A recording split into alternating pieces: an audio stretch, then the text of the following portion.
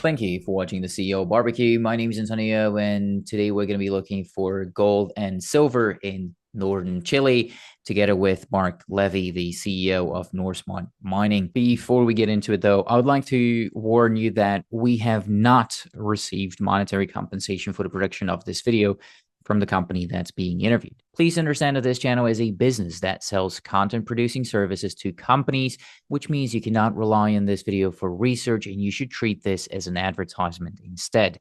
Research is conducted by reading the company's official filings, which you can find on setterplus.ca. Please only watch this if you know what you're doing. This interview is intended only for experienced junior mining speculators because mineral exploration, development, and mining is a very tough business where failure is the norm. This is going to be a conversation that is general and impersonal in nature, containing forward-looking statements. I am not a licensed financial advisor, so before continuing on, please talk to an investment advisor with a good long-term track record because your capital is at risk, and I am neither a licensed financial advisor nor do I have a good long-term track record.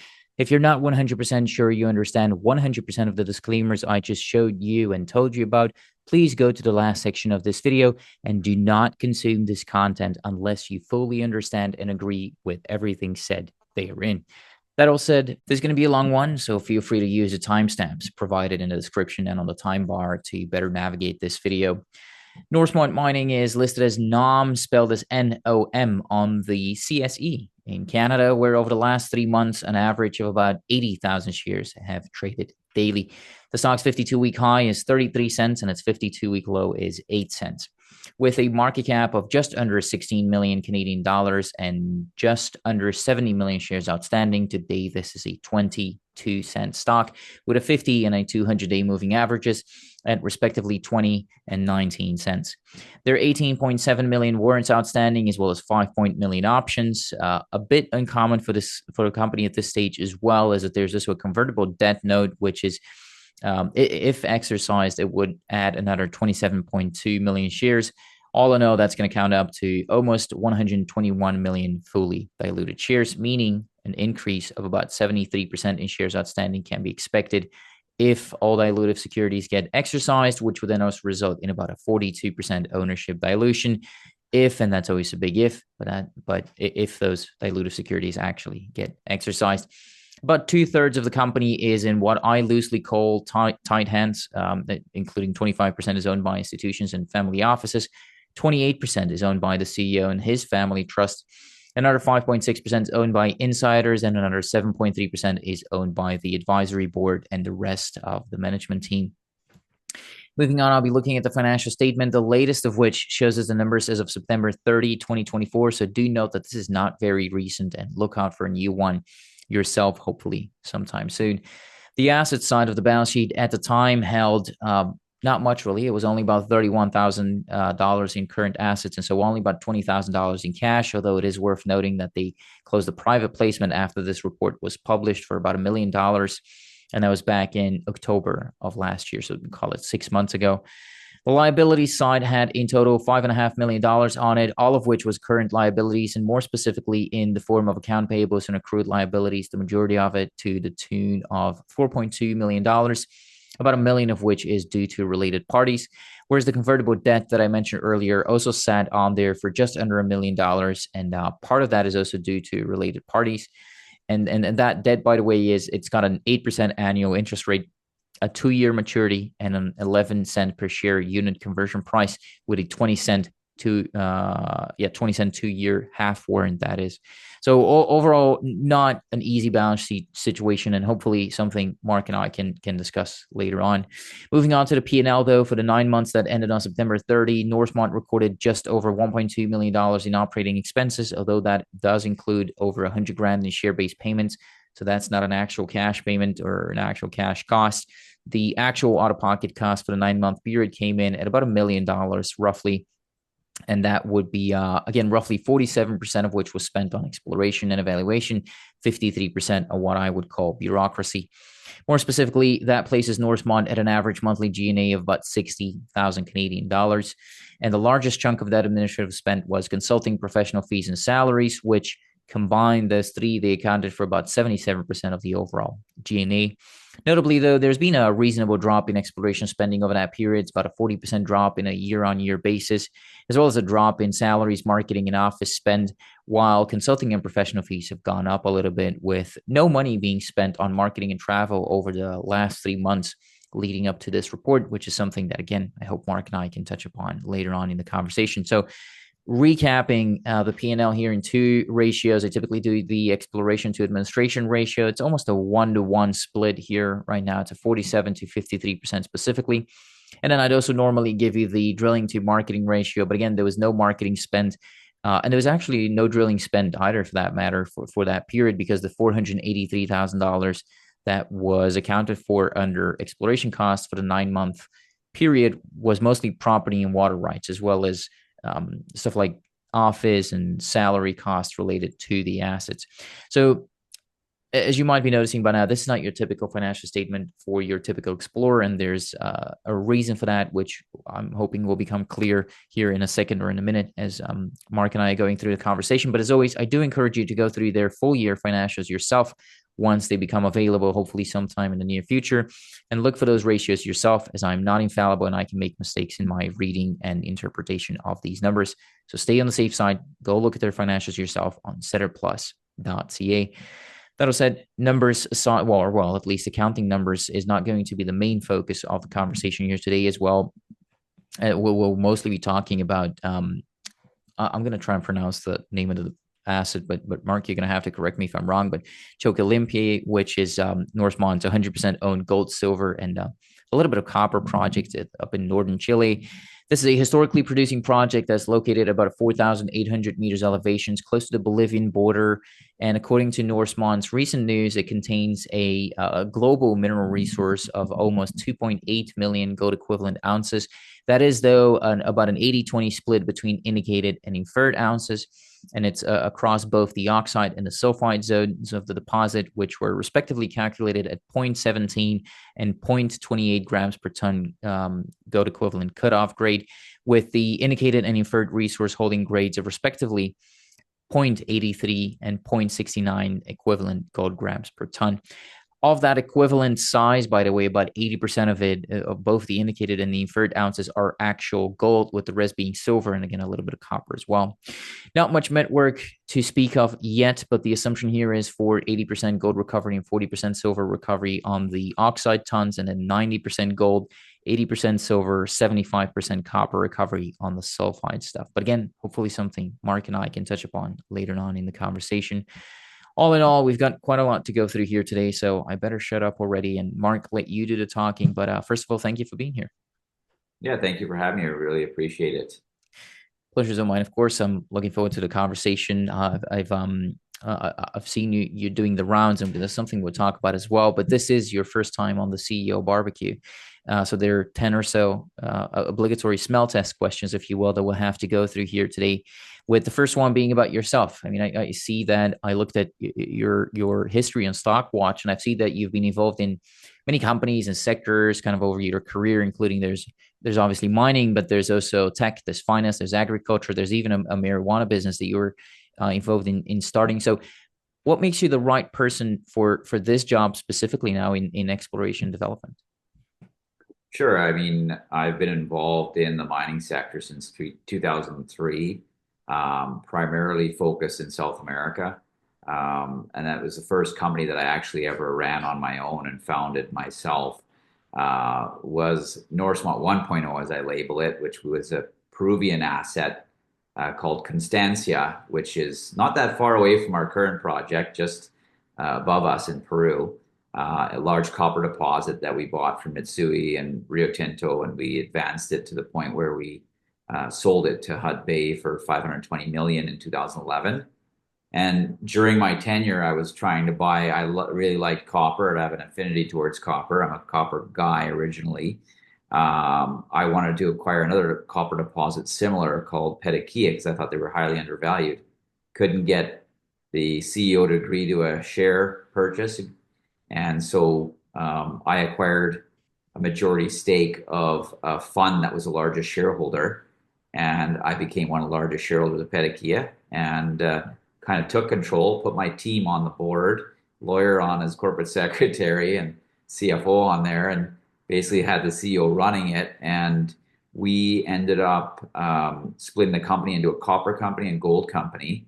And we sold the copper company, Petakia Copper, to Inmet for 357 million as well in 2011. So I've had two big exits, and then I have sold a coal company and a silver company. So we've had, 950 million to be exact, or close to exact, of mining company exits.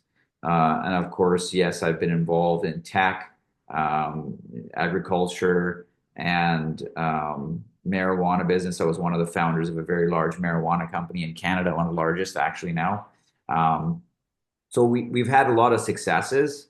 I've been involved in the public markets for, over 27 years, working for public companies or running public companies.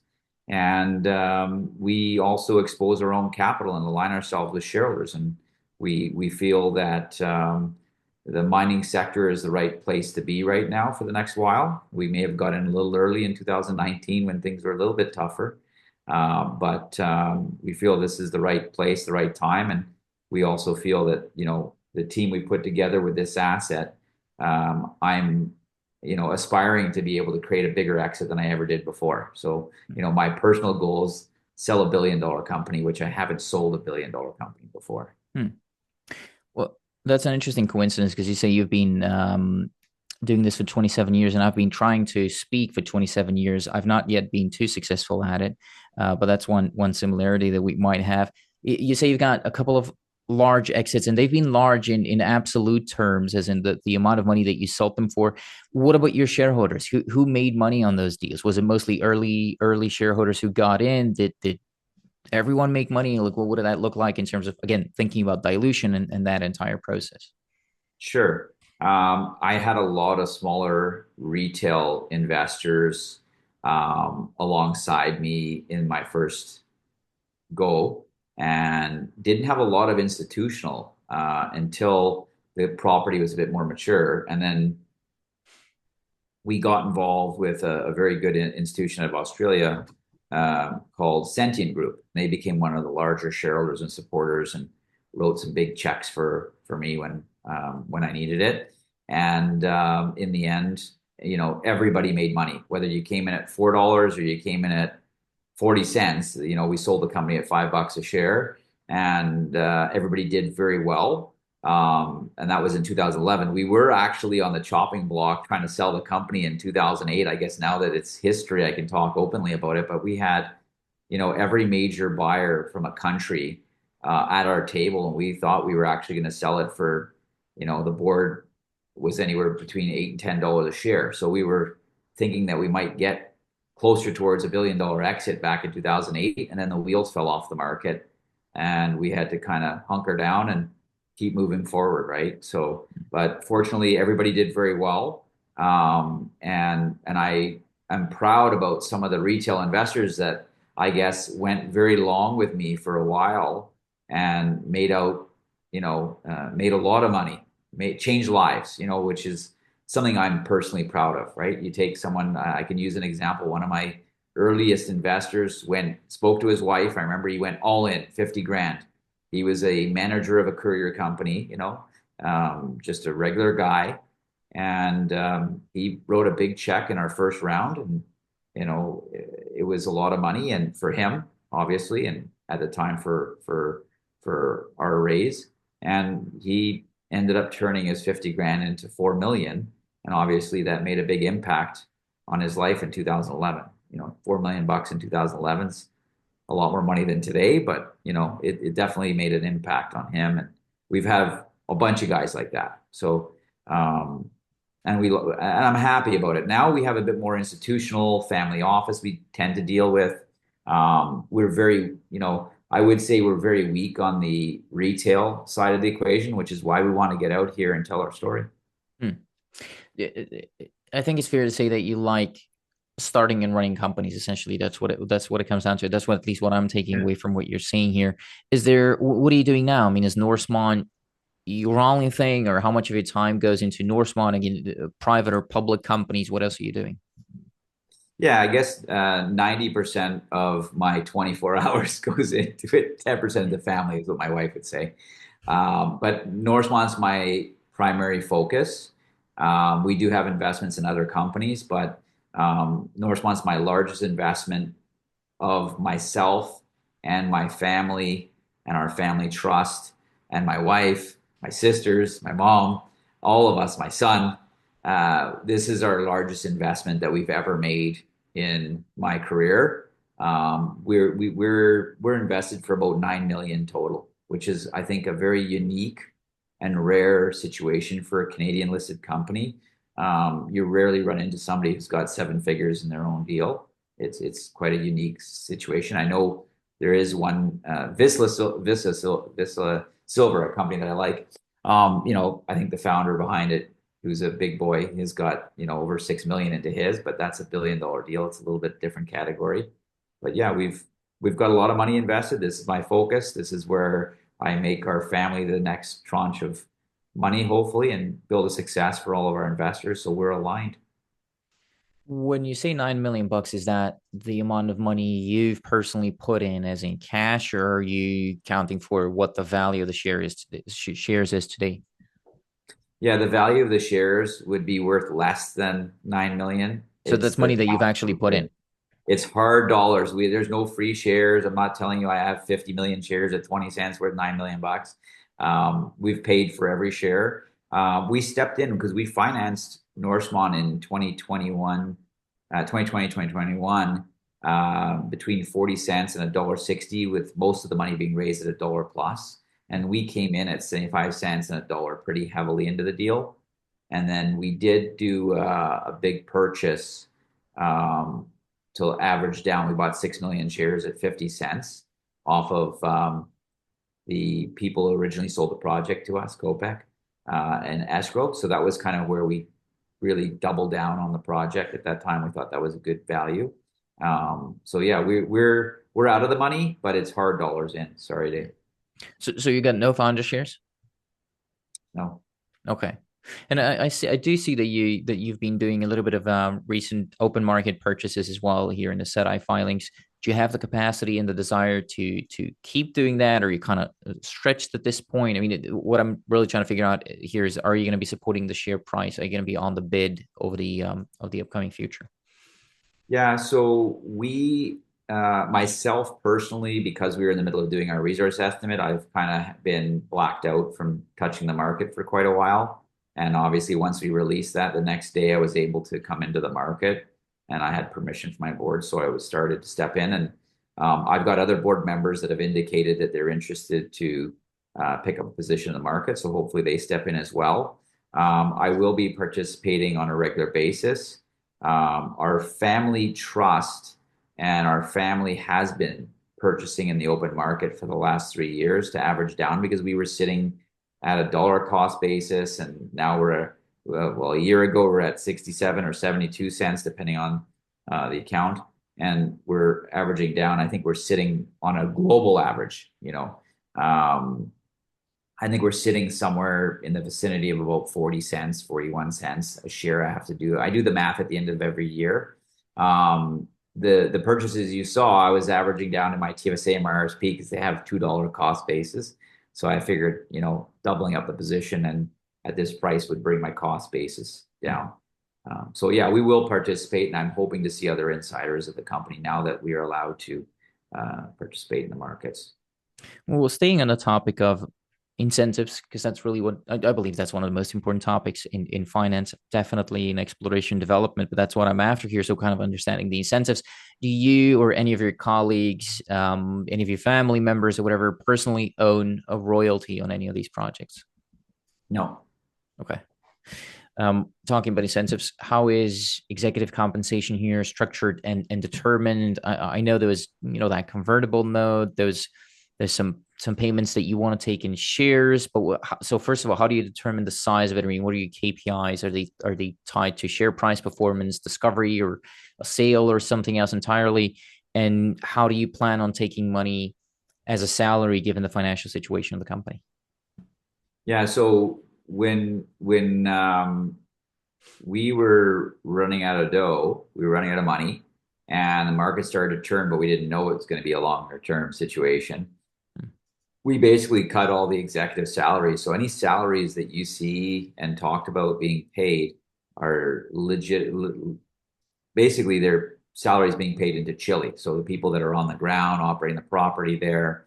The only people really paid in North America or Canada is the person doing our accounting work, because you got to pay for that. And obviously, you're paying your lawyers. But my CFO, myself, we don't take any salary whatsoever for the last couple of years because we haven't been in a financial position to be able to do that. And I think we're not as, motivated for. I'm not motivated for a salary. Whether I make 250,000 a year as a CEO or not doesn't impact me. The share price reflecting the value of the company, which I think would be, a multi-dollar stock, will impact my net worth and my bottom line for me and my family. So that's my main motivation. And so for now, and for the last several years, there's been really no executive compensation going on.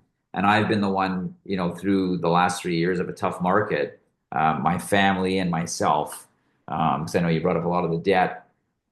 We're more than half of it. We were a couple $1 million of the loans, and we've converted some of it into the funding, so it came off the books, and so we're invested, and then we still have some loans outstanding as well, which on our next financing, we've reduced our debt. We'll probably talk about that later on, but we've reduced our debt significantly. We can talk about it now, actually, because I believe it Yeah. was in September there was $950,000 in convertible debt. I think what 600 and something of that was related parties, so you and family. Then I assume, what's the situation on that? How do you plan on getting it? Are you going to get it back in shares? What? Yeah, how are you thinking about this? So yeah, that convertible debt, I think we were about 750 out of a million. Because I think 100 grand was my CFO put in, and then two other buddies. So we converted that debt into this funding. So that disappears. And basically, there is some outstanding debt still to me and the CFO, which we'll either address in the next financing, whether that gets taken as cash, which is very unlikely. More likely would be taken as shares, because we believe in the upside of the project and the equity in the project. And we've proven that time and time again in the past. We've never taken cash back. We always roll it into the equity. And so basically, we're I think we put out some news about we've reduced our debt. I don't want to put out a percentage that's, I don't want to be inaccurate, but I would say over 80 or 90% of the debt has been eliminated now. And we're in a much better financial position. We did raise 4 million in October. 1 million was straight equity. The other 3 million was convertible debt. And it was a large strategic investor out of Europe that's responsible for about 1 million of it. And the balance would be my family trust, and some close, larger investors in the company that were averaging down. So it's all was friendly. It was hand-picked investors. Our stock went free trading. I think maybe one guy that was a new investor, I can see he unloaded the position we gave him, and another two guys, but basically 90% plus stuck, because they were really longer term investors, larger investors averaging down. That, I have a lot of US investors that came in at $1, and so they wanted to average down here and support us. And they're here they run family offices, they're high net worth guys that basically want to see this through to the end. I suppose you couldn't or wouldn't tell me who the strategic is, but when you say strategic how? What's the strategy or the strategic element to it? Um, the One of the key guys responsible for seven figures of the funding is a very well-known European guy. He runs a large convertible debenture fund, so he led the charge. He's one of the largest shareholders of several companies that are trading at 100 to 300 million market caps, and he takes big positions over time, so he'll average up as we progress and prove the project. Very supportive to lead funding as well. And it's someone that I know for 20 years because of his background in the markets. And now he's quite well known from a fund perspective where he runs. He takes big positions. Like, I know he has 30 million shares of a $1.80 stock. He has 20 million shares of a 70-cent stock. Like he takes big swings and goes long. The beauty with him is he had his analyst analyze this and he threw a number at me where he sees the end game for Norsemont, and it's a price that I'm comfortable with and that I'm looking for based on the asset. And I've had others that come up with numbers that are similar as well, multi-dollar type numbers. So, he's a longer term player. So we're happy to have him. There's a couple of guys that have been supporting me over the years that came in at much higher price points that average down. One of them runs a mid cap mining company, and I'm very close with him. He's a personal advisor to me. So we have like a really good base group of investors, but again, we want to get the story out and get some more retail, get our trading up, get our liquidity up. We are working on some strategic and institutional investors and family offices to add to the fold. But really, we're very weak on the retail side. Hmm. What?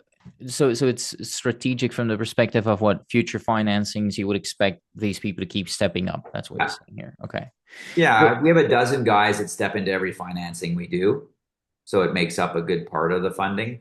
It's sticky money because they're longer term. They can afford to wait. And a lot of them, unfortunately, they came in at much higher prices when we believed this was going. We used to trade at 250 a share. We did an institutional round from smart institutions at $1.60, and they're telling me how it's a 10 bagger. And here we are sitting at 22 cents today, right? So a lot of people got in, and including myself. So we're believers in the asset. We just were forced to average down, I guess, and especially in the market we're in now, where gold seems to be doing, twice as good as when we started.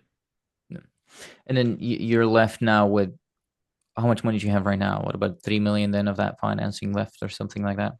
So yeah, we have just under $1 million left in capital Okay. right now because we paid down a lot of the debts that we had. We had Right. existing debts to a metallurgy company and geos and people on the ground, lawyers, accountants, auditors, my family, and so we've turned we've had to pay people back, and then some of the strategic people over time, including my family, which is a big part of that. Um, we actually didn't get to, we were supposed to do 2 million of the 3 million convertible. We didn't get 2 million of it because there was too many good new people from Europe to add into the fold. So that's why we still have some existing debt on the books, and we will convert that into the next round at a higher price even. We could have insisted and stayed at a lower price.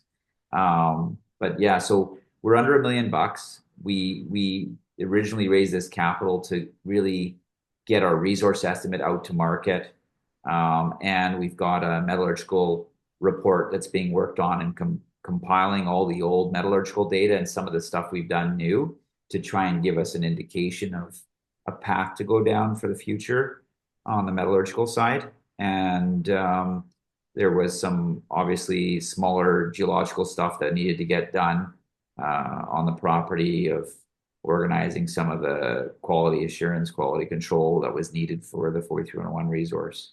Um, yeah, so that's kind of, and we are working towards a pre-feasibility, hopefully later this year on our dumps. So we do have some, quite a bit. We have about 210,000 ounces sitting in our dumps that could be a fast track to production. So we're going to put a pre-feasibility together this year and hopefully leverage that to monetize the project a little bit because there could be ways to um, get forward sale of gold or off takes or streams and stuff like that on that smaller asset to potentially fund our future. We'll definitely get to all of that, and we'll be back talking about the money here in a second as well. Just a couple of more questions on the smell part of the video, if you will, smell test part of the video. What about your technical team? Have they worked and been successful in similar geologies, similar parts of the world, similar elevations in the world before? Sure. I've had success at this elevation with other projects that we've done, including my old Norsemont project. One of the key directors, Mikhail Thiel, is based out of Chile. He helped turn around a very famous project and also built, he was involved with Esperanza and Las Bronces. And I think with Esperanza, he drilled the first hole and 6 years later put it into production with raising 2.7 billion. So he's a mine builder and a businessman. He's also helped turn around one of the larger mines in Chile as well. And he's doing some work right now for, a top 10 major to help them with a political issue on a copper asset in South America as well. So he's got a good, well-rounded strategy and understanding of production in Chile per se in South America. He's our key guy on the engineering side. We also have David Lang, who's an advisor and an engineer who put this into production for Shell back in the 80s originally, because this is a former producer. So there's a lot of infrastructure we've inherited, which is wonderful. We'll talk about later. So we've got him on the team. And then we've got geologists that have been with the project for a decade or more, been working with us, and ex-Rio Tinto guys. So we've got a really good technical team. We have a good geological advisory team as well that have a lot of experience and success in mining in South America, particularly, and primarily copper, gold, silver guys, which is, what our project is. Yeah. Do any of them, any executives or any senior management members reside in country full time? Because I don't believe you do. No, I don't. I'm Okay. obviously not. Yeah, so we have Mikhail Thiel, who resides in Santiago, Chile, full time, and then Susan, who's our CFO of our Chilean operations, who lives in Chile as well. And then a lot of our technical team, Roman and a few other fellows, are Chilean and people on the ground. We have security at the camp, and we have engineers that are managing day-to-day stuff, and um, so we've got a whole team in Chile. But outside the board members of Mikhail, the rest of the board and management are outside of Chile. Right. We'll be back to why I'm asking that is because I'm thinking about community engagement, of course, and we'll be back to community engagement and environment stuff Sure. like that toward the latter part of the conversation. But this about does it for the initial smell test again and the incentives part, if you will. I want to talk about the projects here, which or the project. It's one project, but it's been looked at and operated extensively in the past. I believe it was actually being worked on since prehistoric times, and there's even colonial mining activity in the region to be found. But there was also it was right next to where your deposit is. It was in production most recently the 90s and then early 2000s. So take me all the way back, maybe not back to colonial times. I don't think anyone wants to go Sure. back to that. But what Yeah. happened here with this project? Who's worked the project? What work have they done? Why did they walk away?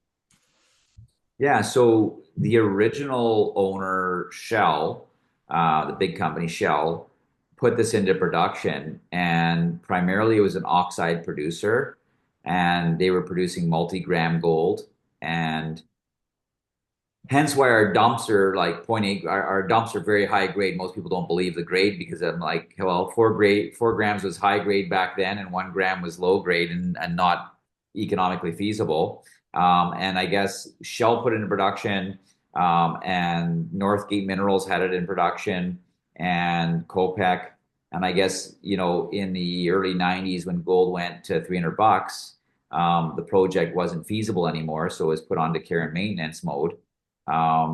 There was a time that in 2007, Rio Tinto optioned the project from Copec and mapped out a 3-hole drill program of 1,000-meter holes looking for a copper porphyry because everybody believes a copper porphyry drove this mineralization to surface.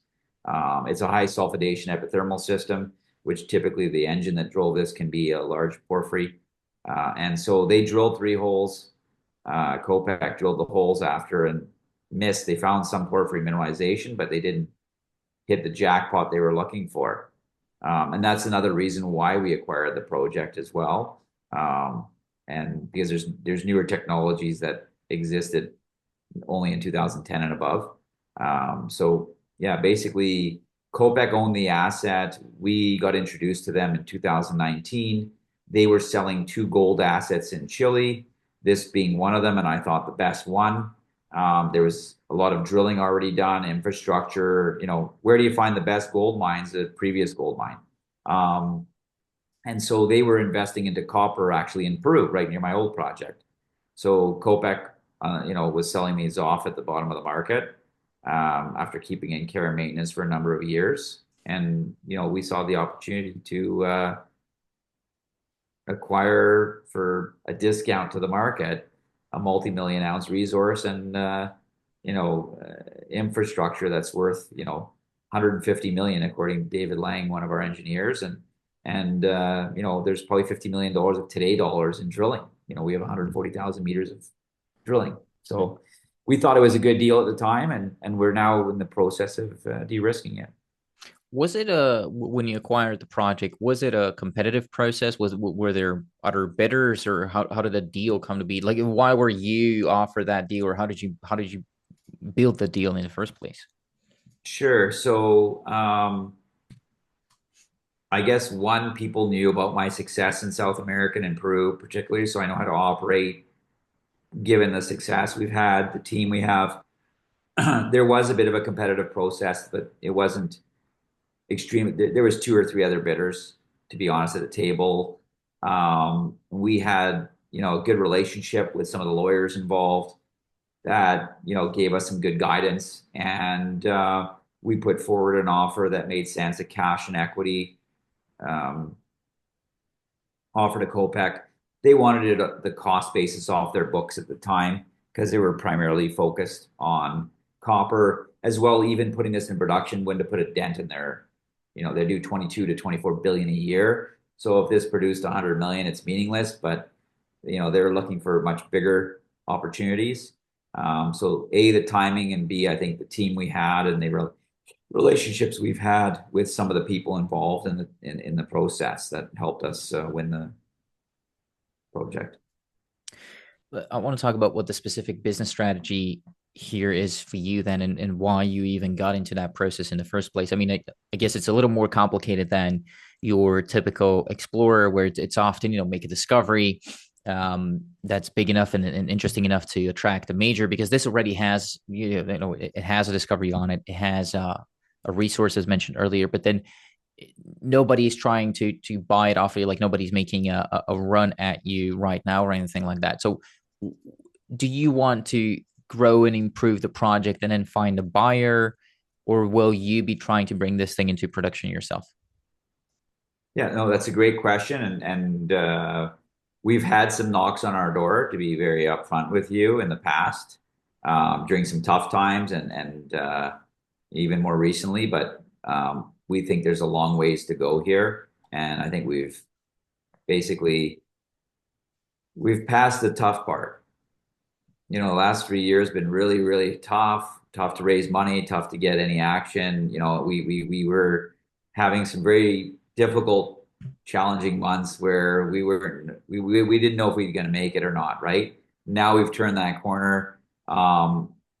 This asset and the resource that we've generated, this multi-million ounce resource, it's all within the first 70 meters from 0 to 70. So most people know that geologically there is at least 200-300 meters of mineralization, and we've proven that with our drilling. So we feel, and we're targeting, a multiple on that. So for us to make this resource grow 3 or 4 times, it's not an unreasonable number to put out there, even though that sounds like a big number. Based on our data and our knowledge, it's a very reasonable number. So for us, we're just at the beginning of de-risking the asset, growing it. And I think once we reach a certain point where we have a 7 to 9 million ounce resource, we're going to attract a lot of these majors that are looking for that 5+ magic number. And someone may come at us and we would look to sell. And really, that's a shareholder decision. I've sold companies before to mid-tier and large cap. That's more my strategy. But we do have a team, and you need to have the team committed to take it to production in order to get the best value. But what we're typically knowledgeable on, and some of our board, is creating exits. So selling this up to a mid-tier or large cap producer, which would provide liquidity for some shareholders and still enjoy maybe the upside and diversity of a producer in different countries. That would typically be my goal. And What's it's been my past too. So I want to talk about exactly how you get there and what more you're going to do this year and everything kind of in detail here. The best place to kick that conversation off, though, might be talking about the rocks and the main deposit model that you're working with here, because you talk about an epithermal and a porphyry related system. So is the idea here that there's an intrusive overprinted by an epithermal system, and then you go looking for that porphyry, or what's the main thesis here that you're working with? sure. So the primary asset obviously is this multi-million ounce resource. One of our last drill holes, and I'm a copper guy, right? So my personal view versus corporate can be different a little bit. You know, we believe there's a copper porphyry here. One of our last drill holes, we did a 300-meter hole, looking for gold primarily, and we hit 100, 200-meter intervals of 2 grams of gold with copper.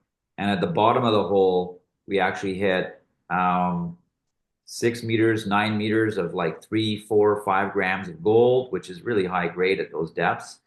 And we hit 50 to 100 grams of silver. And lo and behold, we hit 0.751% copper. We feel internally that we may have hit the cupola, which is basically hitting the top of a copper porphyry. It wasn't what we were expecting. It wasn't what we were anticipating. We were really primarily trying to define gold, but we want to go back and drill that down to 600 meters and see if we can perforate a copper porphyry in that area. So the copper porphyry is a bit of the blue sky side and the higher risk to the equation. And obviously, if I drill a hole and I hit 300 meters of 2 grams of gold, everybody's happy because that's adding some really serious resources and amazing intersections. Um, Obviously, we hit the copper, it changes the game for us. We've had BHP knock on our door. It's too early days to really talk to them and let them in a data room because we don't have enough data yet to really, we got to put more meat on the bones. So for me, copper is the blue sky potential larger exit, but drilling out a 7 to 9 million ounce gold resource is very possible with this project, and that's our target. And then we do have the lowest hanging fruit, which we talked a little bit about earlier, is our dumps, which is something that can be fast tracked. And we have 210,000 ounces in our dumps that can generate some cash flow. And we have Capus Cassidy is a very famous engineering firm out of Reno. They did the work on Chocolimpe previously, and Dan Kappas, one of the founders, is friends with one of my lead directors, Chuck Ross. And when we acquired this, he says, "Oh, well, I have a lot of data. You want it?" And then they've been helping us out and doing back of the envelope scoping studies. So we'll call that a thumb suck. We've seen with a $65 million investment, basically land moving exercise of the dumps. There's 11 locations. In this market, we can produce a $400 million revenue stream. So that's nothing to sneeze at. That's a pretty significant revenue situation in a leaching operation that we already have a lot of infrastructure there. So that's something as well that we're working on, which is the lower risk, low hanging fruit. And we've been entertaining a few parties to look into our data room and get a better understanding to see if it made sense for them to make that type of a debt or some form of debt investment to put the dumps in production. And I think once we validate it a bit more with a pre-feasibility, we'll be in a better position. We've re-drilled the dumps too, so we have the drill data from Copac, and then our drill data, and they correlate. So what they say is there, and what we say is there, is been proven now too. So yeah, so there's 3 different avenues of creating value for our shareholders, each You're with a remi- different risk profile. you're reminding me, though, Mark, here of something that I should have asked earlier when we talked about incentives, but that's change of control fees. What's your change of control clause? What happens, and how incentivized are you really to generate a change of control? Right now, in my employment agreement with the company, there's no change of control or my CFO. We haven't implemented that. We've been talking about it at the board, but realistically, a typical CEO like myself would have a 2 to 3 year salary pay as a change of control, which, you know, really isn't going to make a difference for me. It's primarily the equity that's driving us. So from a change of control perspective, um, we're aligned with our shareholders, and it's really going to be a shareholder decision ultimately, even though we represent a large amount of that. It's the shareholder decision. That's how I've always taken it. And I think I'm incentivized by getting as best a share price as possible. And I'm not here for building a company to $1 or $2. We've been there before and we didn't sell. We're here for the long term. We think we can take this asset to a much larger level and create a much, much larger success than where we're sitting at today. So, in a way, I can say I have we're aligned with shareholders. We're very greedy in a sense that we're patient, greedy, waiting for the right timing to create an exit, which is not just yet. Obviously, we still have a lot of work ahead of ourselves. You talk about, or you gave me kind of an idea of what your target is and how big you think this thing is going to get. I want to go back to that. Where's that coming from? I mean, that's a very specific, but it's a very large number. It's much more larger than what you have right now. Um, and there's still a lot more work that has to be done. So where's that number coming from? What is that based on? Sure. So the basic basis and the thesis for the number is the fact that the average drill depth on the project is 70 meters. We've drilled down 200 and 300 meters, and we've encountered mineralization at those levels. So we've proven that the mineralization does exist at depth. It's geological common sense that typically these types of systems do go down much deeper. And so just by using a simple thesis of, well, let's go down 300 meters instead of 70 meters, that's 3 times, 3 times 70 is 210, or 4 times 70 is 280. So you're sitting at between 2 and 300 is basically 3 times what our existing resource is at. There's also a lot of mineralization along strike that hasn't been drilled, and a lot of exploration zones that have been sampled but not drilled. And we have a lot of higher grade zones, which is one of the things we're going to be targeting in our next drill program, which we'll save for later, I'm sure. But there's just it's a large enough project. There's so much upside to it, and geologically, if you look at this, one of the comparables that was done by Kopak and others was there's a project called Lepanto in the Philippines, which is basically a 10 billion pound copper deposit and a 20 million ounce gold deposit. So when we acquired this asset, our geological team looked at it and looked at the comparison of how that formation was geologically. It's the closest compare. We believe in that thesis. We actually saw a pathway to a lot more ounces than what I'm alluding to with you on the project. Well, an engineer that's really smart said, Marc, drilling 20 million ounces at a lower grade versus 10 or 5 at a higher grade is going to get you to the same nav and exit, but sooner and less costly. So we're going to try and focus on maybe a higher grade resource that might be a bit smaller, which is why I'm saying 7 to 9 million ounces. And hopefully get a situation where we're in a feasibility and a decision to either go to production or get an exit. That's the game plan over the next 24 to 36 months here. How much drilling is there on the project again? So there's 1,710 drill holes and about 140,000 meters of drilling. So 140,000 to, let's round it up and say global resource now 3 million ounces, because that's going to calculate easier. Yeah. If you want to go to 9, you need 6 more. You need So you need what, 280, 300,000 meters of drilling, or how do you see it? How much more drilling is it going to take for you to get to potentially get to that new Yeah, resource of that's a seven very to good nine? Yeah, that's a very good question, and I've been trying to calculate that with our team, and we've had different internal dollar values been put on drilling. I don't think it's going to take as much drilling as what you alluded to, because obviously some of the drill holes that were drilled, there's even 3,000 of those meters that missed completely, just three big holes, right? So it's now it's more known where the mineralization is and where to focus on.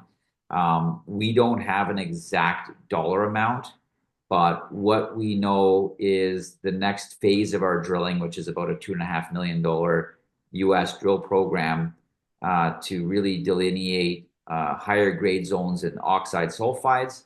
And the next phase, which we feel we could spend about 10 million and drill enough holes to really increase the inferred resource. Like, I'm trying to drill down to be able to say, okay, let's increase that inferred resource. It's less costly to drill. And if I can get that to 2.5, now I'm sitting at 4.5, 5 million ounces, for a very, cost effective situation. Because right now, our ounces are indicated primarily, which is good for even a feasibility, pre-feasibility study.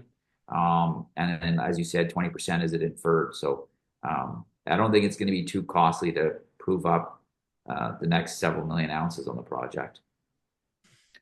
How much are you paying per meter drilled? Diamond drilling is about $300 a meter all in. That's We're assays and everything. Yep, yep. Why is I would have thought it's way more expensive because it's way high up in the Andes. How is it so cheap? Because it's not deep. Well, we aren't drilling that deep, right? We're drilling down 300 meters. Matter of fact, because of we've done so much diamond drilling, we can do some of the infill drilling and another drilling. We're contemplating doing RC, which is obviously a lot. Doesn't give you geology, which we already have, but it's a lot more cost effective. So we are exploring about switching to RC, which would be then lower cost per meter, more meters and holes drilled with the same budget. So um, that's kind of something that we're looking into right now. But that's still, well, even still, that's a lot of money. I mean, if you have to do Yeah, about another 140,000 meters at $300, 420, 42 million. Well, I'm gonna do math off the top of my head, so be ready to yeah, call 911 if I faint. But it's 42 million bucks that you have to yeah. spend on this, at least. That's kind of, and this is, I'm arm waving here and I'm kind of guessing here, but it's a lot of money. So how do you finance this? I mean, is this a JV thing where you go and look for a big brother essentially to finance this, or are you still thinking of pushing it forward with equity dilution and convertible debt? Yeah, so I'm not sure that we would be drilling that much to, as I alluded to earlier, I think we can do another 30, 40,000 meters of drilling here and really delineate a much larger inferred resource. And that can be done with about 10 million US. Okay. And then, then we have to figure out what the next steps are. We really haven't budgeted that far able to get to the end point, but I don't feel from the data that I've been given from our team that it would be that much drilling. Hmm. Okay. I would say, look, a thumb suck is if I know that the next tranche is going to be about 30,000 to 40,000 meters of drilling. I don't see us drilling more than 100,000 meters, which would, and if that's diamond drilling, you're correct. It would be, 30 million versus RC. And so you'd get there a lot faster. So, and when you're not drilling for geology, you can use RC. So we can get a lot more bang for the buck, a lot more meters for the buck, doing an RC program, Hmm. because you'd be infilling known mineralization already, and you don't need to know what the geology is and where it's dipping and all that, because you already have the diamond holes already. Well, but even still, I mean, for a 17 million market cap company, even 2 million bucks is a lot of money, right? And let Correct. alone 10 or anything there above. So how do Yeah. you finance? I mean, what are you thinking, in JV or something else? So one of the strategic things we're looking at is how to monetize the dumps in one way or another to get some capital in. So, and that's one of the reasons to get a pre-feasibility done on the dumps. That will give us a better option. We've had a few groups approach us to buy gold in advance of production at a large, 20% discount. And so you sell a few thousand ounces, it pays all the cash we need for, you know, uh, drilling out the rest of the project. One of the things we can look at is a stream on the silver, because obviously we have a lot of silver. Silver is not as important as gold is to us. So that may be a non-dilutive way to advance the project. A third way that we've looked at is royalty funds. Put on a small royalty on the project, take 10 million bucks for a half, and don't quote me the numbers, but I'm just saying, hey, 0.5% on the project, give us 10 million US. Well, now I have no dilution and I'm advancing the asset, right? So there's a few different strategies that we're looking to be able to advance the project and basically reduce dilution. And we have a pretty good share structure for a company at this point in time. We had an amazing share structure prior to the last financing, an incredibly tight structure, but it's still a pretty reasonable structure for a company that has, close to 3 million ounces, 2.75 million ounces, as you said. Hmm. Um, Well, that's an interesting point that you make on the royalties. That's something that I've been thinking about myself, whether there's still room for royalties and desire for royalties in that part of the world, specifically because of how much major activity already there is in the region. So would there really be a desire for a royalty? So two things, I suppose, twofold question. Is there enough demand for a royalty with a junior in that part of the world? And second, is there room for royalty on your project specifically?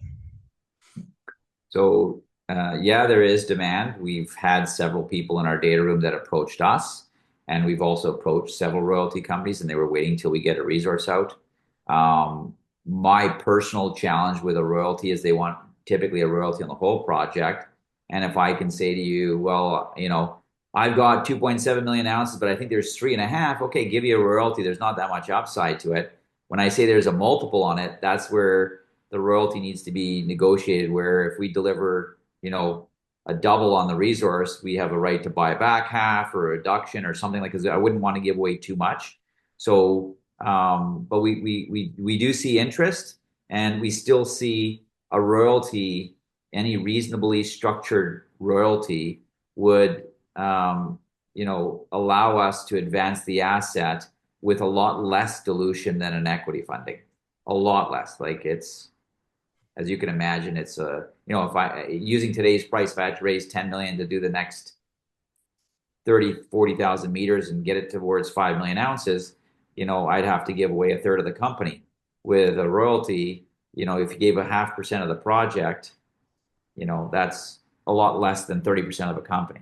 Mm. So, we want to explore those avenues now that we have a resource out for sure.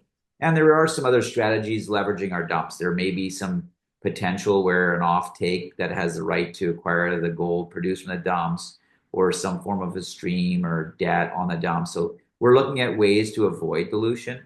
Obviously, I'm a shareholder too. And a lot of guys run these companies, they care about their paycheck. I don't care about my paycheck, I care about my share price. So, and when I say I'm aligned with my shareholders, I'm aligned, right? I want to make sure that those shares are worth as much as humanly possible for my shareholders and our family. What's your timeline on doing something, or well, on getting money from the dumps? So getting money from the dumps, we are going to need to raise some capital here in short order to get the next drill program done. And I think that drill program is a higher impact drill program, and get into the answering of that question. Is part of the capital would be to get a pre-feasibility done. It's about 250 grand needed to get our pre-feasibility done for the dumps. So once that's done, we're in a much stronger position to negotiate some form of uh, what I would call strategic debt on the dumps, meaning stream, forward sell, royalty, whatever on the dump side of the equation. So that's why we want to we've had a lot of interest. I think a lot of people are trying to buy gold product and there's no product out there. So they're willing to do fundings, creative fundings in order to get access to the metal within the next 24 months type of thing. So the dumps could play a big role in that. And obviously, we feel we haven't drilled our high grade mineralization. We have some areas that have 32 grams and 35 grams over an ounce material from surface down 24 meters and 35 meters that we want to drill down 200 meters. If I pulled a 100-meter hole at half that grade, what would happen? That would be one of the biggest hits. Our stock would go multi-dollar. Then we'll go raise a bunch of money and drill out the rest of the project. So the next phase of our drilling is going to be a really important part of advancing the company, I think. That feasibility study essentially on the dumps. What's the target this year you mentioned, or when you want Yeah. to have that done by? Yeah, we'd like to get it out before the end of the year. I think it's a 3 to 6 month process, so safer to say 6 months. So obviously, if we can get it started on this summer, we'll have it out before the end of the year. We have a lot of data, a lot of work already done, so that's the good thing. It's more about getting it compiled and updated. We do have an internal scoping study done by Kappas Cassidy that's in our data room and shown under NDA and they use 1650 as the price of gold, which we all know is now double. And it shows a really good profit at 1650 with an input. So, the price of gold has outpaced inflation. So we feel there'll be a lot more money on the table once we get this pre-feasibility done on dumps. And that's going to cost you $350,000. You said, Okay. what's kind of the financing then in that case that you're going to be going for? I mean, are you thinking just do $500,000, a really small financing here just to get that done with minimum dilution, or are you going to go for a bigger financing that also allows for some drilling as well? So we have two strategies that we're exploring. One strategy is to raise enough capital to do the full $2.5 million drill program, which includes drilling for the copper porphyry potential, includes drilling for short holes, 50 short holes for our oxide. We have some 10 and 5 gram oxide zones we want to drill, which is very high grade oxides, and then drilling 5 or 6 diamond drill holes into the high grade areas of the project.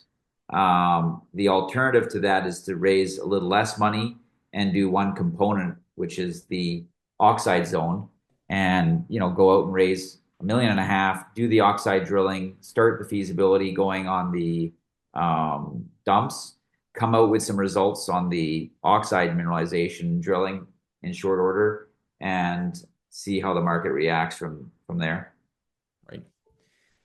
And that's so. What are you leaning more toward personally?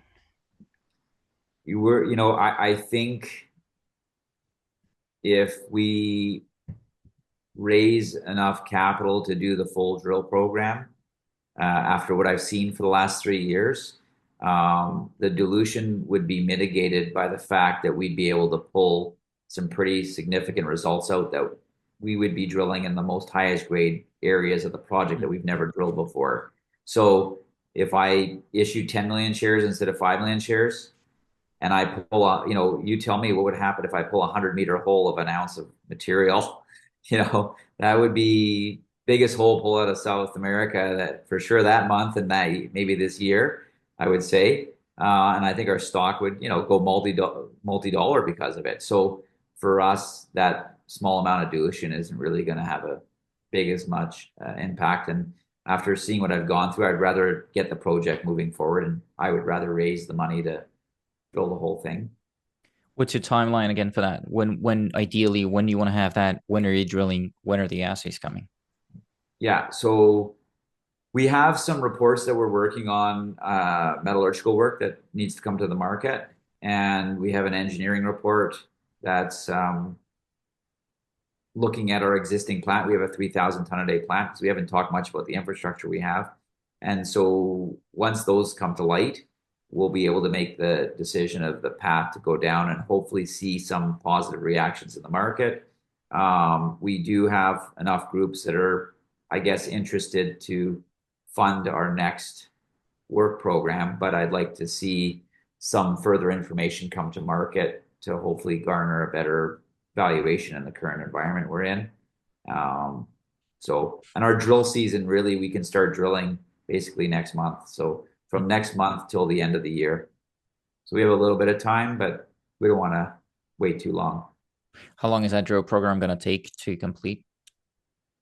Oh, this drill program probably would take 2 months. Okay, But so we have, essentially, okay, so but you've got plenty of time to raise the oh yeah, money and then go and drilling. I'm also thinking about we might be seasonality. able to have two, like if we can move quick enough, that's the other thing. If we can move quick enough, deliver results towards the end of summer, we'd go back and do the next phase of drilling this year. So we could get 2 phases of drilling done this year, which is something that I'd like to do. What's your personal experience with the seasonality of the financing market, though? I mean, there's better and worse times to raise capital, especially when it comes down to Canadian listed companies. So, what's been your personal experience? When do you want to be out there and raising capital? Yeah, I mean, the markets goes to sleep in Canada for July and August and comes back to life in September. September, October is always a good time to raise capital. And obviously, up until the end of May is a good time, but you never know. We've had summers that get busy, and the way gold is going, if gold keeps on going this way, maybe we have a really good market over the summer. You never know. And that's why we will take, we have some good strategic money at the table right now. If we need to take money to drill the smaller program versus the more medium-sized program, we can do that pretty quickly. We will be drilling this year and we will be advancing the asset. And I think if we can move fast enough, like I said, I'd love to see us do 2 drill programs if the market allows us. What you alluded to earlier, as to where you think the higher grades are going to be, is that are those definitive drill targets? So you know exactly where you want to go. Essentially, you just need the money, and then you can start mobilizing the drills. Is that right? Correct. We have a drill hole in the Vizcacha pit that we it's in our deck, and from 0 to 35 meters, you've got 32.2 grams of gold, 8 grams of silver, and it ends in 35 meters in that mineralization. So we want to drill that area down to depth and see, does it go down 100, 200 meters? What kind of mineralization there is? Obviously, our expectations is it'll be a blockbuster. There's another hole in Surrey that's a 24-meter hole of 35 grams of gold and I think 50 to 100 grams of silver. I don't remember the silver content off the top of my head. So we'd like to go and drill test that. So we know that we can get some really good results. There are some other larger areas that we previously drilled, like I mentioned about the copper, where we're getting 300 meters of 2 gram material, which is pretty impressive. And we want to go deeper there for testing the copper porphyry. And so if we don't get that copper porphyry and I come back and say, hey, I've got 300 meters of 1, 2 grams of gold throughout a hole, it's a winner anyways. So most of the drilling that we're doing is very low risk, high impact, generating results. We also have we've defined and discovered a zone of oxide mineralization where we've sampled from surface 10 and 5 grams and 2 grams. So we want to go in and drill where that 10 and 5 gram material is. Those are shorter, like 50 holes of 30 meters. So they're very short holes and very cost effective. So we should be able to get a lot of drill results, a lot of data to the market, and also grow our overall oxide resource as well as, build out the higher grade oxide sulfide resource and hopefully increase the overall grade of the deposit as well. I've got some questions about the oxide and the sulfide stuff that we'll get to here in a second, but you've also reported some intervals, long intercepts really with visible gold. Is there a risk of a nugget effect project wide? Is there a risk of a concentration, kind of a nugget effect in one specific spot, or how do you mitigate that? No, I think it's been pretty consistent, the project. I mean, there is some much higher grade areas and there's some lower grade areas, but it's fairly consistent. It's not like some other projects out there that have all these pods of mineralization. This is pretty obvious where the mineralization is spread throughout the project. And there are varying grades in the Vizcacha area, just using that as a zone, that pit, it's all, high grade gold. And then you go into Choke and it's high grade gold and silver. And then you go into Surrey and it's like high grade gold, high grade silver, high grade copper. So you kind of see where part of the project doesn't have much silver and it morphs into some that has more silver. And then there's areas like I mentioned where there's copper in the southwestern part of the project, which is where we feel we ran an MT survey actually that went down 1,000 meters and we saw an anomaly. So that's why we have the thesis as well about the copper porphyry. But that part is not going to be in the next resource or in the PEA. You don't, or is that also going to be included in the PEA? So the when I talk about the PEA of the dumps is one thing, Yeah, yeah, yeah. um, but the drill program that we're doing is really threefold. We're looking to grow oxide, as I mentioned, and the main deposit. And yes, we are going to be poking two holes at 600 meters to test for the copper porphyry as well. It will add gold mineralization to the overall resource as long as there's gold in the holes, which we've always experienced.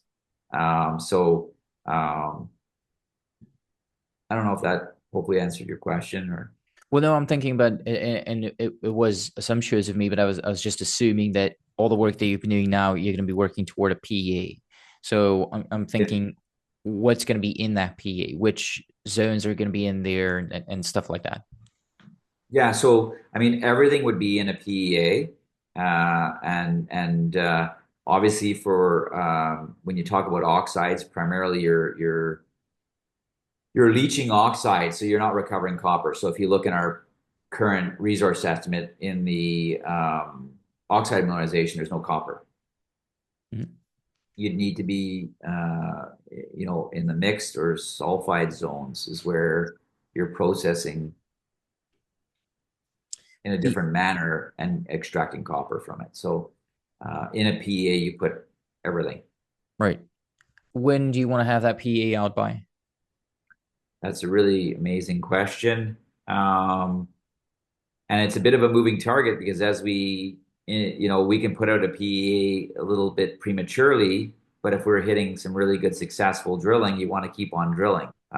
So from my perspective, I think this year is really a drill year and next year. And I think we would want to put out a PEA sometime next year Hmm.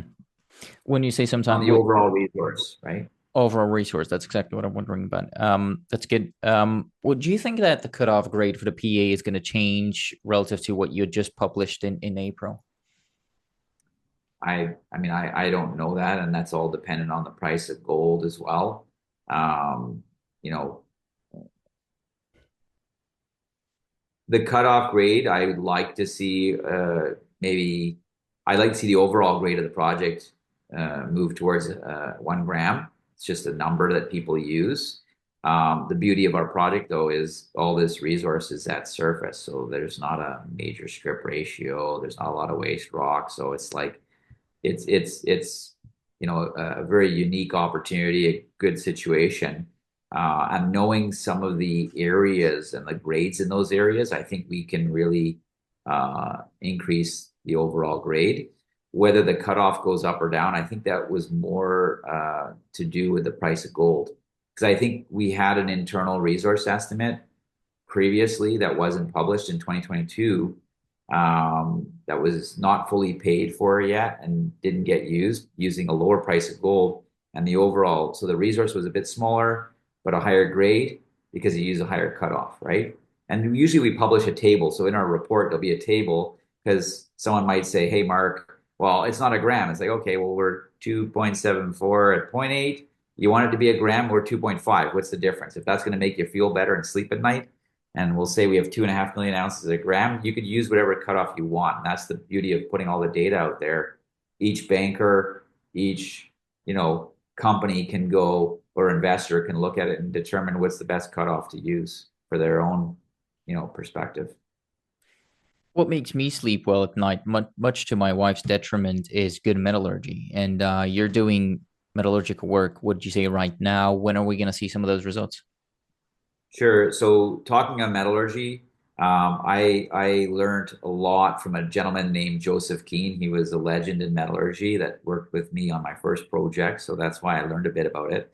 And when we acquired this project, they had a non-compliant resource of about 5 million ounces, actually, which was impressive based on the drilling and non-43-101. But then the first thing I went to is like, okay, what about the metallurgy? Because you could have all these ounces if you can't pull them out of the ground, they're worthless. That's right. So the metallurgy on our project with the oxides, they've got recoveries near 90%. We had done some initial testing and got in the 80s without optimization and without doing, there's a certain test where you put it in, I'm trying to think of the right wording, but like pylons, like Bottle roll specific, testing, not blow roll, but there's column testing, column leach column testing. testing. Okay. And so we haven't done that yet, but we were told by the metallurgists that when you do that, your recovery would go towards 88% from 80% from a bulk sample.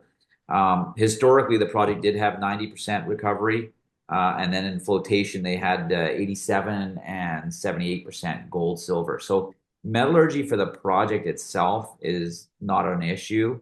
Most projects, depending on what your what methodology you're using. Typically, the gold is your focus, and you want to get as best from the gold, and silver is kind of a secondary metal. So, if you're cut off, if your recovery is much lower, and it always is on silver, from what I've seen, nobody really cares Hmm. because the gold is the primary of the deposit. Well, you are dealing with oxides and sulfides, though, and the challenge there, of course, is the transition zone. How extensive is the transition zone between oxides and sulfides in your case specifically? And is the recovery there being tested too, or are you thinking about it? What can you tell me? Yeah, so we are doing testing, and there are some newer technologies that we haven't tried and tested out that people have talked about because I guess metallurgy has evolved over the last 10, 20 years.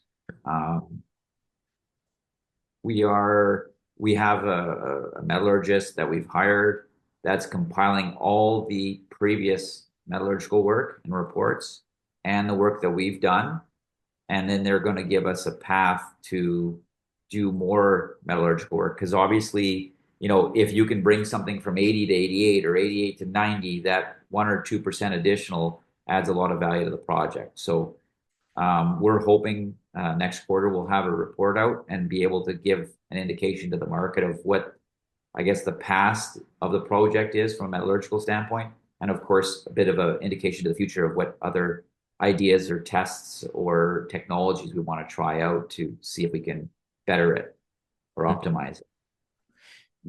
Is there already internal talks about that transition zone though between oxides and sulfides? And what are you guys talking about? Or what are your metallurgists telling you? Um, there is some testing that we need to do on the sulfides. Um, it's quite controversial because there is a technology in Chile that Antofagasta uses, was produced in the University of Chile, that may, depending on your mineralogy, allow you to potentially leach sulfides, but we haven't tested it, so that's very speculative. But it's something that we have talked about at the board level because that could become a game changer if there was a way to recover from leaching sulfides. But yeah, we haven't really, I mean, we're waiting for this report to determine what our real next steps are and how to, I guess, optimize the metallurgy on all the zones, both the sulfide, oxide, and mixed zones. Why I'm asking that is because I'm trying to get to a point where I can ask you about potential comparisons to the project you've got. We've talked about size, we've talked about grade, a little bit about metallurgy, and again within the context of elevation as well, it's 4,800 meters, so it's high up in the Andes. What projects do you compare this thing to? We're trying to put together for our deck an actual, one pager that has comparables. So we're working on it. it's a very unique project because of the three different aspects it has from a value creation standpoint. But some of the companies that a good example, Rio 2, which is a project in Chile that's had some ups and downs. They're doing really well now. And they're sitting at a 400 million market cap, give or take. I haven't looked at the share price in the last week. And they've got 4.8 million ounces. Raised a lot of money to put it to production, and they're sitting at a 400 million cap. So, I mean, I could use that as an analogy as, hey, let's get it to 5 million ounces, but every project has a very unique aspect. And I think their grade, I don't want to misquote it, but it's half our grade. I think there's somewhere around zero point 0.4 grams per ton, I believe. For So that's, Rio 2 is an example.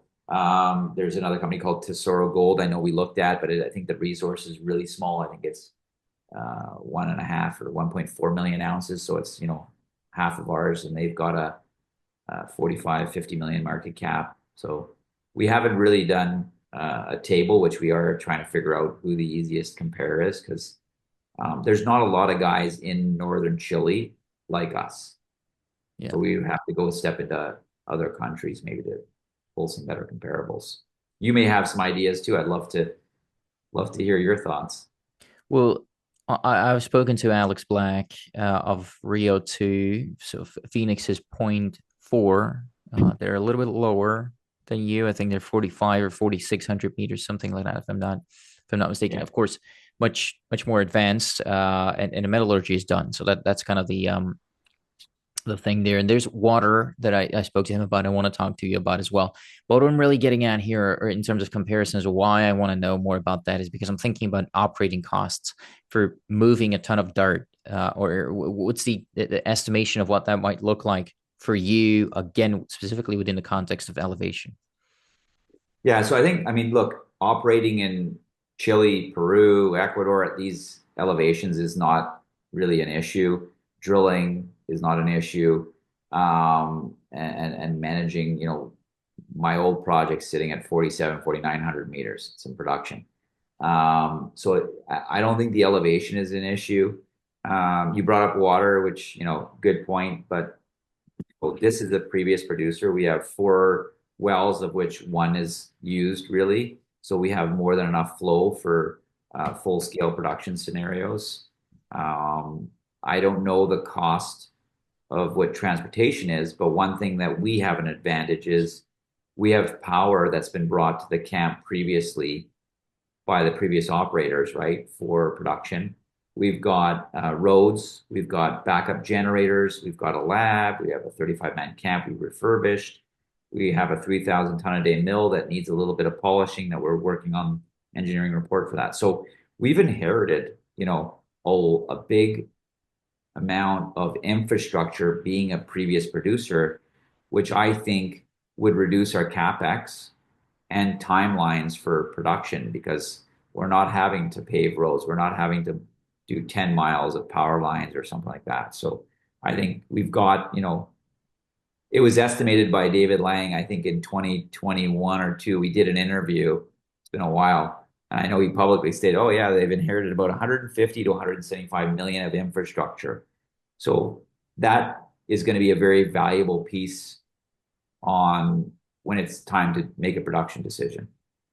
With that infrastructure is something I've been thinking about as well, because I'm thinking, I've heard you say that before, about how much it's worth, but I'm also thinking how much more money you're going to have to put into it so that you actually make it work. And you say you're working on engineering for that. Do you have an estimation, or when you think you're going to know more about how much money it's going to cost you to upgrade the infrastructure? Yeah, so from there's a 3,000 ton a day mill there. The amount of money needed to put that back into working order, I don't know the exact dollar amount. There's been some thumb sucks by some of the firms, and I know earlier days when we first inherited, people threw around $1 million, and now that there's inflation, so maybe it's a million and a half. It wouldn't be big money to get that 3,000 ton a day mill back in operational. if we were to define and when we were to define a larger resource with sulfide component, and we need to build a larger plant. So, that would be a $200-300 million investment. I'm just putting a number out there, a big enough number out there. One benefit we have is we're in northern Chile. Northern Chile, we're in the free trade zone. So that's something important to mention. So there's no tax duties, so there's a lower tax rate.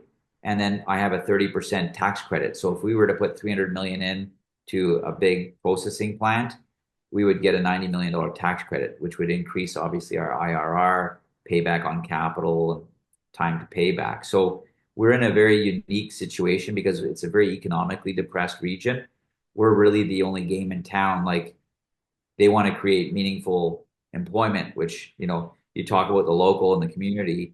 We've done a lot of work and they work for us. They want work. They're coming to us saying, hey, we want more work. So community we have on side as well, which is a wonderful thing to do. And the key thing for one of the most powerful land owners there that we pay her on a monthly basis is she basically wants us to hire the people in her town as she labels them her grandchildren, even though they're legally not her grandchildren. Mm. So we've got some unique tax benefits. Community on side, metallurgy is great. We have infrastructure, and yes, we've got some very unique tax benefits. We used to pitch this as, hey, gold was 1,700. What if it goes to 1,500 or 1,400? That puts everybody out of business. We have tax credits. We're still making money. What's the cost of production? When we first acquired the project, cost of production for a leaching operation or was about 400 was the number I think that we used initially, and it still hasn't moved that people are using 500, 550. And for a sulfide, full operation, guys were using like $1,000 an ounce, and now I'm sure it's a lot more now. It's probably more like 1,500. So us being that we have these tax advantages in the area that we're in is probably going to help us. Mm. You said electricity was brought up to the project previously. Does that still work? Can I charge my phone if I come up to the project? Yeah. What's the Yeah, we have power. it's a grid We have connection? backup generators as well. We've got backup generators that run on fuel, diesel, but we have full power to the camp. Yeah. Okay. So it's just a grid connection. I mean, it just works Yeah. essentially. Okay. Yeah. Um, Exactly. Community again. I'm glad you touched upon that. There's other stuff in their environment. National Park Lauca seems close to your project when I look it up on the Yeah. map. It is in northern Chile as well. How close is the national park to your project? So we have a presidential decree that allows us to explore and exploit that area. It's been in place for a very long time. We obviously can't go into the park, but I would tell you there's probably a lot of mineralization in that park, but we'll be not going in there, obviously. But our existing pits and project are covered under a presidential decree from a production standpoint. How how presidential is that decree? As in, I mean, if the president or anything change, political wins in South America change rather Yeah. quickly. So if something was to change in Chile, how fixed is that decree that you have? It's fixed. It's been fixed for a long period of time. It's been there since the beginning, and no one's ever removed it or challenged it. The new Chile regime is actually a lot more pro mining, I could say. The Senate's always been that controls things because obviously they're very dependent on mining. And I've seen personally something in the last 5 years that I hadn't seen previously. A lot of times Chileans from an institutional, retail, family office perspective, they're trying to invest outside of Chile to get their money out of Chile. Hmm. The tide has turned where now Chileans are investing in Chile because they can see the writing on the wall that the government is going to uh, open up and streamline the process for mining. So I think Chile's become more pro mining than it already really was. Some people in the lithium space may find some challenges of some of the rules that were implemented, but from a copper gold perspective, especially gold, it's not even on the radar in Chile for the government from a That decree, does that does that only cover you in terms of it being a national park? And really why I'm asking this, maybe a little bit of background here, is because since 2011, mining activity in Chile has been heavily restricted in areas that could impact glaciers or glacierets or even periglacial environments, right? So stuff like ice residue, permafrost, and so on and so forth, Yeah. they can become, we've seen them become an issue too. So given the elevation again of 4,800 meters, I believe you that would place you in the Andean water recharge zone. Are you dealing with any of that? Have you run any studies to confirm or deny any presence of such glacial, periglacial elements? Yeah, I'm not sure on that side of the equation. I mean, we have 4 wells in our project that generate the water. We use one for drilling and stuff, and I think 2 max were used in the past for production standpoint. So we have the water rights, and we have more than enough water to go full scale. We did run some environmental impact studies for about a year, testing soil, water, and all that stuff, which was part of a process of potentially putting the dumps to production. We didn't continue doing that. But I don't think, you know, there was no issues with some of like some of the data generated from collection. There was no issues there. Matter of fact, we're dealing with something very interesting because we've got still water in some of the ponds that we have and been sitting for a while, right? And when we don't, there's pumping to not allow for overflow or anything or contamination. But, we've had the government visit there and, always there's a concern of contaminating uh, the soil and the groundwater. And we're testing the water that is sitting in our pools right now. And I guess it's been, I guess we'll know more in the future, but I think our expectations that water actually is no longer containing any deleterious materials. Hmm. So, Yeah, um, that's an interesting case too that I was yeah, actually it's thinking. something Yeah. very positive actually is that water might be able to be just say, hey, let's take the water and no longer maintain this pond. Let's just water the forest. Like if there's nothing bad in that water, it's just water. Hmm. We can use it for mining. There's a lot of things we can do with it, right? So I was actually thinking whether that might be part of your cost, that because I noticed a rather substantial cost for your property and water rights. There was almost $25,000 a month over the last reported 9 months. Is mhm. that mostly property? Is it mostly water? What is that money being spent on? Well, the water rights and the property rights is what we need to pay every year. And locally, the to get access to the land and water, there's a local woman that controls that I think it's about 3,000 a month, and we're in the middle of renegotiating a longer term deal. Okay. Yeah. But it's got So it's nothing to not do. something it's nothing insurmountable at all. It's pretty reasonable. Okay. Good. Well, what I'm asking about the glaciers there is because Choquelimpe was previously permitted and built pre 2010, if I'm not mistaken, and the laws Yeah, of came in course. 2010. So, is that something you're going to be running more tests on anytime soon, or when do you foresee having kind of a definitive answer on the glacier thing? Yeah, that's a very good question. It's the first time I encounter this as a question, so it's something that I'd have to talk to the team and follow back up with you on. Hmm. I don't believe that it's on our radar, but I could be wrong because I've not heard it brought up in any of our team meetings. Yeah. Well, that's always something that I think about from the perspective of are you going to be able to move? So it's essentially when I personally start looking into something, I'm thinking about the jurisdiction as in is does the government want you there? Do the locals want you there? Can you get to the project yourself? And are you endangering any additional species, stuff like that? I don't believe there's much life at that elevation that lives there permanently. I know Rio was struggling with the chinchillas for a while there. What about you? What about yourself? Anything We you're in don't have danger? any of that issues, no. Yeah. And we have the local Aymara, which is the local indigenous people. There is a part of our deck where they made a ceremony, a prayer ceremony to bless us for our first drill program. So, we've got the locals on side because we're the only game in town. And we've been doing a lot of work to treat them nicely. And we buy gasoline and we rent cars and we hire only locals for our team. So I think we've done a good job. We can always do better. Mm. And as we advance the project, you will have to step up to the plate and do a lot more. But yeah, so far it's been good, and the government's been very supportive. Actually, the government came to see us one point. The first time they came to see us, we were a bit scared. We were biting our nails, like, oh God, they're coming to knock on the door. And they came to do a tour of the project, and they said, listen, tell us before you do anything so we can protect you. We are your first line. And we had an NGO group that knocked on the door at the same time. And the government actually told them to piss off and go away, not us. What do they So want? What do the NGO group want?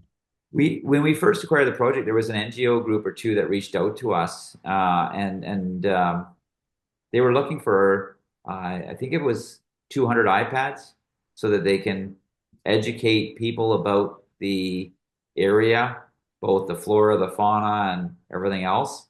And so at one point I was like, oh, well, why don't we do that and be good guys? And then our board's like, no, no, no, because once you start with this group, you don't know what they're using it for, what propaganda, whatever. And then we got some advice from government and from locals saying, hey, just, well, just ignore them. And then they came knocking on the door when the government was doing a visit, and literally government said, oh, they were trying to say that we're drilling 140,000 meters, which it was no, the past was the drilling, not now. So that was one of the concerns. It's like they were trying to make something that was done in the past as if we were doing it and breaking a rule or something like Mm, that. right. So Well, it's actually an interesting case because yeah, so NGOs are very active in that part of the world. no, we've been really, knock on wood, we've done really well, and we've got really good government support. They've been more supportive than I thought they would be. Hmm. But I That's guess they want to see this go to production and generate revenue and prosperity for the region. It's a very economically depressed region. That's why it's the duty tax-free zone, right? so no, you don't need any additional permits right now to actually go and do that drilling that you told me about earlier. You don't need any Yeah, we're approval fully, from the communities or any environmental anything. You can just go and drill. yeah, Okay. And then for the dumps though, if you want to start making money on the dumps, is that going to require additional permitting? correct. Yeah. Okay. There's an existing permit. So good point you brought up. When we inherited the project, I was the CEO, and I'm like, okay, we have the right to drill. And at the time, our team said, Marc, you may have the right to drill, but you're better off going through and I wanted to drill right away. And they're like, no, let's go through the process and provide a consultation to the community and get everybody on side. Don't just do what you're allowed to do, allow them to allow you to do it. In other words, right? So have their consultation. So we actually did it the longer way, not the faster way that I wanted. And that's what brought the community, I think, more on side because we published and consulted and got advice and got permission. So we've had two drill permits now. We have a drill permit for this. The same thing for the dumps. They may fall under the existing presidential decree, but we would go through a formal permitting process. There's an environmental impact study that needs to be done, which is a very simple thing to do. 2 years of testing groundwater and the earth and stuff. So we would definitely, I would say we would have to go through a permitting process for the dumps. Hmm. How long is that permitting process going to take? Any idea?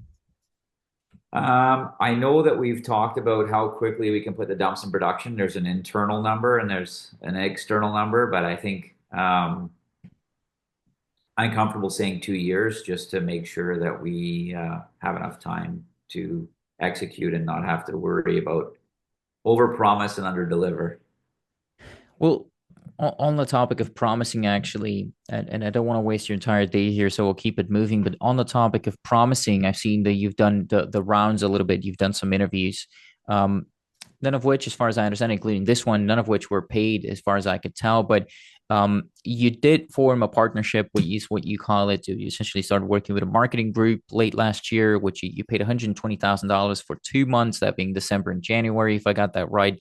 Um, what's so essentially I want to talk about marketing, but what were with that group specifically, what were the desired deliverables, and did you feel like the program worked? What happened there? So we did sign a deal with a marketing group, and we never advanced the capital to them because the market at that time was a bit soft for the gold stocks market, and they suggested to wait. So we never executed actually and spent the money getting that awareness because we wanted to get the share price up in anticipation of getting our resource estimate out. So we kind of use that capital towards a project as opposed to marketing. The only real marketing we've done, as you probably saw in the last week or so, we've done a few interviews, like you said, unpaid. Now that I have the resource estimate out, I am planning to meet up with some American brokers and groups and newsletter writers and get out and tell the story and try and attract a larger retail audience for us. How do you do that? And when you say attract a larger retail audience, is that a combination of digital and conferences and kind of reaching out one-on-ones, or what's the plan? Yeah, the plan is basically to meet as many people that have a following, guys that have a YouTube channel that talk about the project, that have a following is a good way of getting exposed to thousands of investors. I don't have the time to meet 1,000 investors in a week. It's not possible. Going out and trade shows, putting on, there's a couple of dinners that we're working on with ultra high net worth investors. So a little bit more concentrated, 15, 20 guys, but guys that come in and buy, 100 grand of stock. So we're doing a little bit of that as well. And now that we've got the resource, we're kind of knocking on doors and trying to plan out what trade shows, especially in Europe. There's a lot of desire to see me come down to Germany and Switzerland because we have a lot of new investors out there. Mhm. How much money are you planning on spending on doing that? Because that's most of the times it's not cheap. Yeah, no, definitely. We kind of budgeted that we would probably need about 250 grand to be able to accommodate the next 12 months of trade shows, road shows, speaking events, one-on-one investor events, and basically a lot of, I guess the digital community, including someone like yourself, there's no cost. There's more of a time component and getting exposed to thousands or tens of thousands of investors. So that we're trying to get to know a few other newsletter writers. There's a few guys out there that want sponsorship to cover you. So we're busy assessing who the best guys are. There's a few guys that know me for a long period of time that I'm fond of, that you would know of as well. So we're probably going to get on their radar soon enough too. Is that something you want to do though? I mean, paid, essentially paid someone to like you. Is that part of the marketing strategy as Not well? what I want to do, but it's the nature of the beast sometimes. Sometimes there are some pretty famous newsletter guys that a lot of people like and respect and have bigger following, and they want sponsorship on their website for banner ads and stuff like that in order to, once they cover you. Um, so we're exploring it. Yeah. Well, I that's like the not paid. That's just me personally. That's just how I've been from the beginning of time. But you know, I I can't fight the nature of the beast. If there are some bigger guys that can create um, a lot more visibility and bring in a lot more retail investors for us, and it makes good business sense, we'll look at that. what is that? So the 250 over the next 12 months, that's going to add 20 grand to your G&A. As I mentioned earlier, your G&A for the last reported 9 months was about 60 grand. Does that mean you're going to be in the 80 grand range, or do you think it's going to go higher than that? Your total G&A.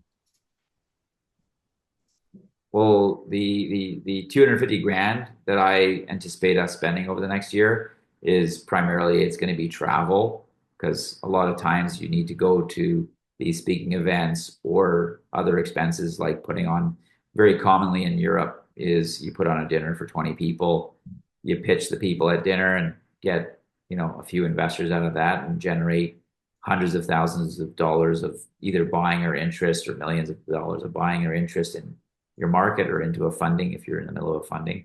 Um, so I think that's going to add to, what our overall burn is going to be. Hmm.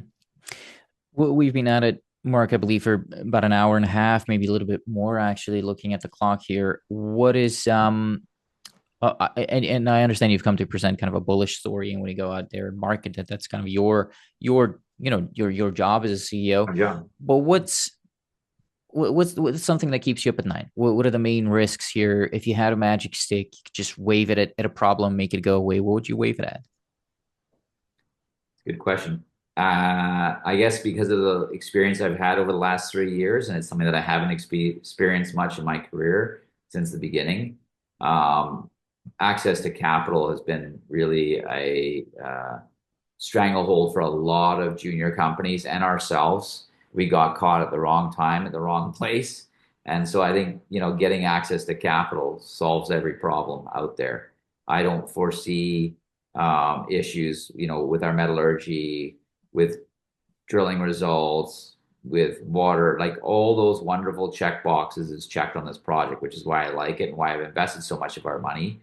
The reality is I don't want to see gold pull back $500 and the finance window's all closed. That's the thing that worries me. What is something that I'm forgetting to ask you here, though? What did you come here hoping to talk about that I failed to bring up? You know, Honestly, I just want to demonstrate what the upside potential is for investors today that come into the project right now. This is a great opportunity for retail family office stepping in here. It's kind of like a second go round. We had raised a lot of money at dollar 60 from smart people, and here we are at 22 cents. Gold price from 3 4 years ago is doubled, and management has put in a significant amount of money. We've raised over 25 million for the property, for the project, for the company ground, which I always invest in companies with golden ground. I'm not a big explorer guy. I'm more of a, okay, there's at least I know that my money is backed by ounces or pounds in the ground. And I think we're the best value for pounds in the ground or ounces in the ground, sorry, uh, for your dollar. Hmm. I think I've been through most of my questions here. I'm sure I'm forgetting some stuff though, and I'm sure people listening will add on to it as well. Yeah, for people listening, if I'm forgetting something, please do let me know what I am, and then hopefully, Marc, you and I can sit down. Maybe we can sit down for a. We didn't talk too much about the geology. I had some stuff on that too. Maybe we can get some of your technical guys on and do an interview with them and see Sure. how that's going. But I really do appreciate your time, and thank you so much for sitting down with me today. Yeah, appreciate your time. Great. And as always, thanks to everyone for watching Resource Talks. I have a couple of more things to say, though. The fact that this company was interviewed here today does not mean that they're necessarily a good or a bad company. I'm not here to endorse nor attack anyone. I am simply here to ask some questions. If you find that I have failed in asking a question that you would have liked to hear an answer to, which will happen as I'm not an experienced interviewer, please let me know and I will try to correct that mistake in a future interview. As mentioned at the beginning, please understand that mineral exploration and development is an extremely risky business. Losing money is the norm and should be the expectation. This is a very complex sector, and the performance of individual companies typically depends on many different moving particles, including company-specific factors like geology, financing ability, and many others, really, as well as particles that are outside of the company's control, like geopolitics, macroeconomics, commodity prices, and many more, most of which are nearly impossible to fully understand. Moreover, these companies that typically get interviewed on Resource Talks are in the pre-revenue stage, which means they rely on the public markets for the financing of their operations, which could result in shareholder dilution. Furthermore, as a general rule of thumb, you'll be better off understanding that all company communications online, albeit this interview or their website and their presentation and their social media accounts, or even the social media accounts which you thought were your friends and then told you about a stock, everything really that these companies do is intended as marketing.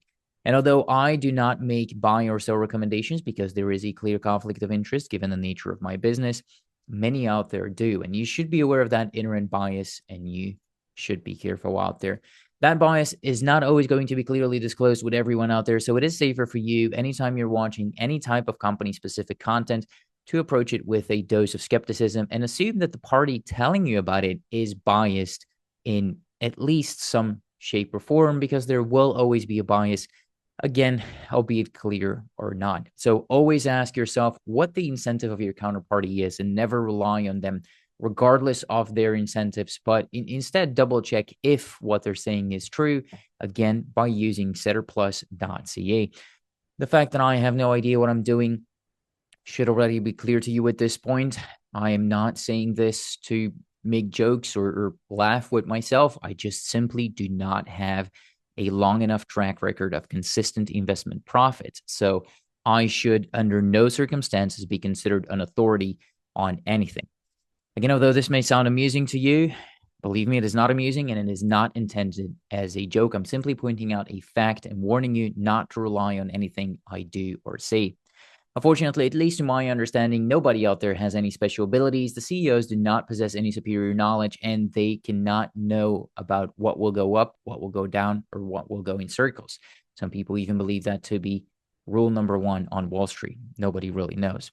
None of us know whether any of the company's activities will result in a success, again, given that we're talking about high-risk activities where most of the times it ends in failure. Also, unfortunately, try as I may, I won't always catch all red flags or all challenges with the companies. So even if I did ask a few tough questions in here, don't rely on this being all of the tough questions. Again, these are complicated startups with many moving parts, and I am conflicted given the nature of this business. Therefore, I cannot guarantee the quality of anything presented in this video, and you cannot hold me responsible for any losses or damages stemming from the way you decide to use this interview. Viewers, listeners, and readers acknowledge and agree that the information presented herein did not constitute a solicitation or an offer to buy or sell any security or investment or to participate in any trading strategy. Resource Talks and all parties involved in the management of the business strictly disclaim any and all liability for losses and or damages, whether direct, indirect, special, or consequential, or other consequences, however so caused, arising out of any use or reproduction of the content published by Resource Talks or any decision made or action taken in reliance upon it. By consuming this content, all consumers vow to release Resource Talks and all parties involved in the management of the business from all claims, proceedings, or consequences. This is all to say, I know it's a lot of lawyer talk, but this is all to say that you shouldn't blindly trust me or anybody on the internet, and you should do your own research. Once again, social media is meant for entertainment. It is setterplus.ca where you do your research. That's where you'll find the company's official filings, and I encourage you to read and analyze the Management Information Circular, the financial statements, the Management Discussion and Analysis, and whenever available, the NI 43-101 technical documents. If you don't understand everything in those documents, the chances of you losing money are even higher than they normally are in this space. And as mentioned earlier, the chances of even the best analysts in this sector losing money are extremely high, since this is venture capital and it is not for everybody. I'll leave you with one of Charlie Munger's quotes, which I wish I had listened to more often earlier on, which says, quote, "If you don't understand it, don't do it."